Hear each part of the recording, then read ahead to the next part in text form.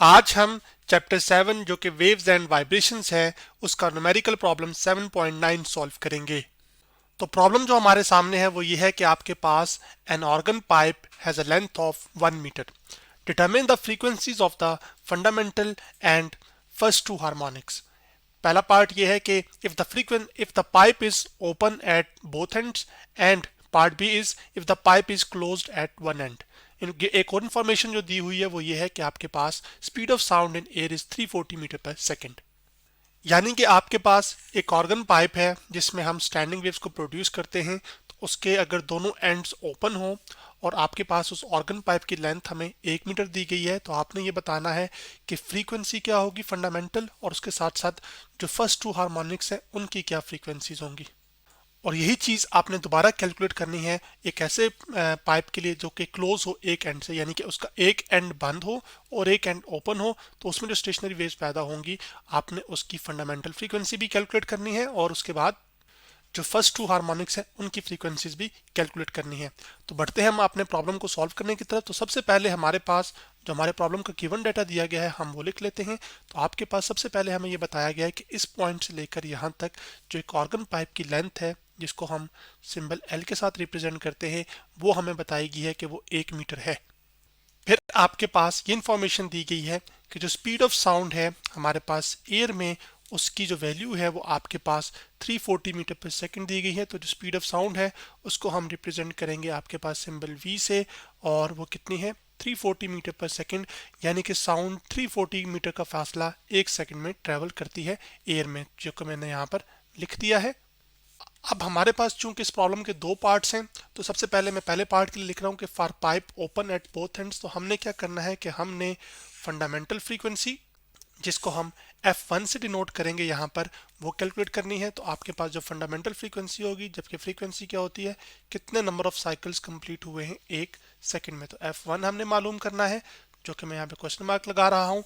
उसके बाद हमने ये बताना है कि आपके पास फर्स्ट और सेकंड हार्मोनिक्स। तो चलें यहाँ पर मैं लिख भी देता हूँ कि आपके पास फर्स्ट हार्मोनिक और जो सेकंड हार्मोनिक है वो हमने कैलकुलेट करना है। तो आपके पास यहाँ पर जो फर्स्ट हार्मोनिक है उसको हम रिप्रेजेंट करेंगे ओपन पाइप के लिए वो F2 से, वो हमने फाइंड करना है। तो मैं यहाँ पे क्वेश्चन मार्क लिख लूँगा। इसी तरह जो सेकंड हार्मोनिक है ये भी हमने मालूम करना है, जो कि आपके पास ओपन आर्गन पाइप के लिए हम F3 से रिप्रेजेंट कर रहे हैं, और ये भी क्वेश्चन मार्क है। ये जो हार्मोनिक्स होते हैं ये आपके पास ऑर्गन पाइप के जब दोनों एंड्स ओपन हो तो फंडामेंटल फ्रीक्वेंसी का जो है ना इंटीजर मल्टीपल होते हैं।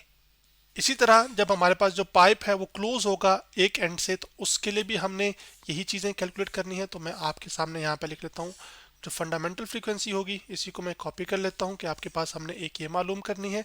उसके बाद हमने फर्स्ट और सेकंड हार्मोनिक्स फाइंड कर रहे हैं। तो आपके पास जब पाइप का एक एंड क्लोज होता है तो उसके लिए जो फर्स्ट हार्मोनिक होता है वो आपके पास F3 होता है, जबकि जो सेकंड हार्मोनिक होता है वो आपके पास F5 होता है। यानी कि आपके पास एक एंड जब पाइप का क्लोज हो तो जो है ना हार्मोनिक्स होते हैं वो odd multiple of fundamental frequency होते हैं। तो ये हमने मालूम करना है। जैसे 3 भी ऑड है और 5 भी क्या है ऑड, ऑड नंबर भी कह सकते हैं आप। तो चलें आगे बढ़ते हैं, और आपके पास एक ओपन आर्गन पाइप के लिए जिसके दोनों एंड्स ओपन हो उसके लिए हम क्या करते हैं फंडामेंटल फ्रीक्वेंसी कैलकुलेट करते हैं। तो आपको ये पता है कि जो फंडामेंटल फ्रीक्वेंसी होती है जिसको हम F1 से रिप्रेजेंट कर रहे हैं, आपके पास एक ऐसे ऑर्गन पाइप के लिए जो कि दोनों एंड से ओपन हो तो वो हमारे पास होती है V/2L, जिसमें आपके पास V क्या है, ये आपके पास स्पीड ऑफ साउंड है जो कि हम पीछे देख कर आ चुके हैं। और वो स्पीड ऑफ साउंड हमारे पास कितनी दी गई थी हमारे गिवन डेटा में 340, जबकि 2 टाइम्स ऑफ लेंथ है और लेंथ कितनी है 1, 2 1 का कितना होता है 2, तो 340 को जब आप 2 पे डिवाइड करेंगे तो कितना आ जाएगा 170। तो आपके पास 170 हर्ट्ज आपके पास आ गई है फंडामेंटल फ्रीक्वेंसी। अब जो फर्स्ट हार्मोनिक होगा आपके पास, जो कि मैंने बताया था हम किससे रिप्रेजेंट कर रहे हैं, वो F2 से, और वो F2 आपके पास इक्वल होगा हमारे पास 2 times of the fundamental frequency जो कि F1 है। तो F2 इक्वल टू 2F1 आ जाएगा। तो 2 लिखूंगा यहाँ पर मैं, और F1 हमारे पास कितना था वो 170 था सॉरी।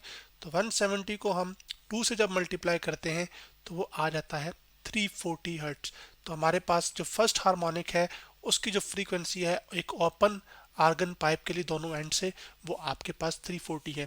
इसी तरह हम क्या कर सकते हैं कि हम जो सेकंड हार्मोनिक है जो कि F3 होगा आपके पास यहाँ पर, वो हम कैलकुलेट कर सकते हैं और वो किसके इक्वल होगा, 3 times of the fundamental frequency के। तो मैं यहाँ पे लिख सकता हूँ आपके पास 3 मल्टीप्लाई हम करेंगे 170 के साथ, तो 170 के साथ जब 3 मल्टीप्लाई होगा तो आपके पास आ जाएगा, कैलकुलेटर पर भी मैं कर देता हूँ, तो 3 मल्टीप्लाई बाय हम कर लेते हैं 170, तो आपके पास आ जाएगा 510।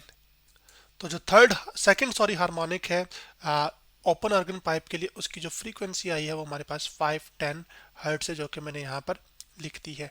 अब हम आगे बढ़ते हैं।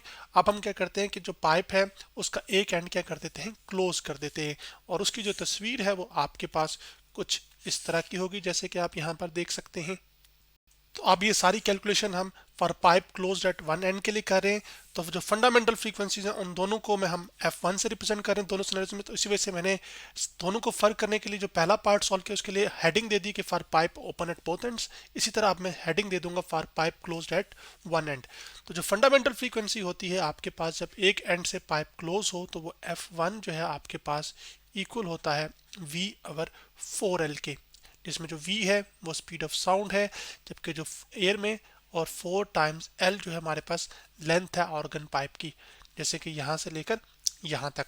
अब जो स्पीड ऑफ साउंड हमें दी गई है वो कितनी दी गई है, वो आपके पास 340 है, तो मैं यहाँ पे पुट करूँगा 340। उसके बाद डिवीजन में 4 टाइम्स ऑफ द लेंथ आ जाएगा, और लेंथ कितनी थी 1, तो 340 को जब आप डिवाइड करेंगे 4 के साथ, जो कि मैं यहाँ पर कर भी देता हूँ, 340 डिवाइडेड बाय आपके पास 4 जो आएगा तो वो आएगा 85। तो आपके पास आ जाएगा यहाँ पर 85, जो कि मैंने लिख दिया है 85, और साथ क्या आ जाएगा, फ्रीक्वेंसी का यूनिट हर्ट्ज। अब हमने मालूम करना था क्या, हमने फर्स्ट और सेकंड हार्मोनिक मालूम करना है या फाइंड करना है पाइप जब क्लोज हो वन एंड से।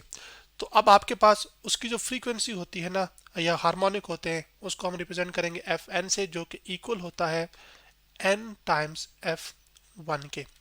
और इसमें जो n की वैल्यू है वो आपके पास 1 हो सकती है, 3 हो सकती है, और 5 हो सकती है। तो 3 वाला फर्स्ट हार्मोनिक है, 5 वाला सेकंड हार्मोनिक है, और ये जो 1 वाली होगी ये फंडामेंटल फ्रीक्वेंसी होगी। तो अब हमने सबसे पहले क्या फाइंड करना है, F3 जो कि फर्स्ट हार्मोनिक होगा इस केस में। तो आपके पास यहाँ पर n की जो वैल्यू है वो कितनी होगी, फिर 3 होगी, तो मैं 3 लिख लेता हूँ, और साथ मल्टीप्लाई कर लेते हैं F1 के साथ, और वो कितना है 85। तो 3 को जब 85 से करेंगे तो आपके पास ये आ जाएगा।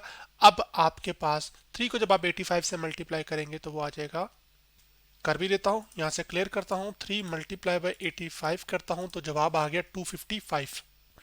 तो जो फर्स्ट हार्मोनिक है हमारे पास वो कितना आ जाएगा, वो 255 हर्ट्ज आ जाएगा, जो कि मैं यहाँ पर लिख रहा हूँ H, और साथ आ जाएगा C।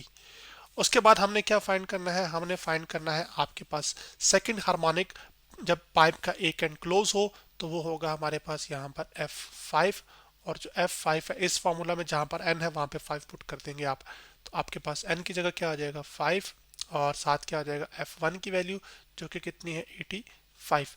तो अब 5 को जब आप 85 से मल्टीप्लाई करेंगे, तो कैलकुलेटर पर मैं कर भी देता हूँ, 5 मल्टीप्लाई बाय 85, तो जवाब कितना आ जाएगा 425। तो जो F5 है यानी कि हमारे पास जो सेकंड हार्मोनिक है, एक पाइप जब एक और पाइप एक एंड से क्लोज हो तो वो कितनी आ रही है, वो 425 हर्ट्ज आ रही है। तो आज हमने फिर क्या किया कि हमने एक प्रॉब्लम सॉल्व किया जो कि चैप्टर 7 वेव्स एंड वाइब्रेशंस था हमारे पास, उसका न्यूमेरिकल प्रॉब्लम 7.9 सॉल्व किया।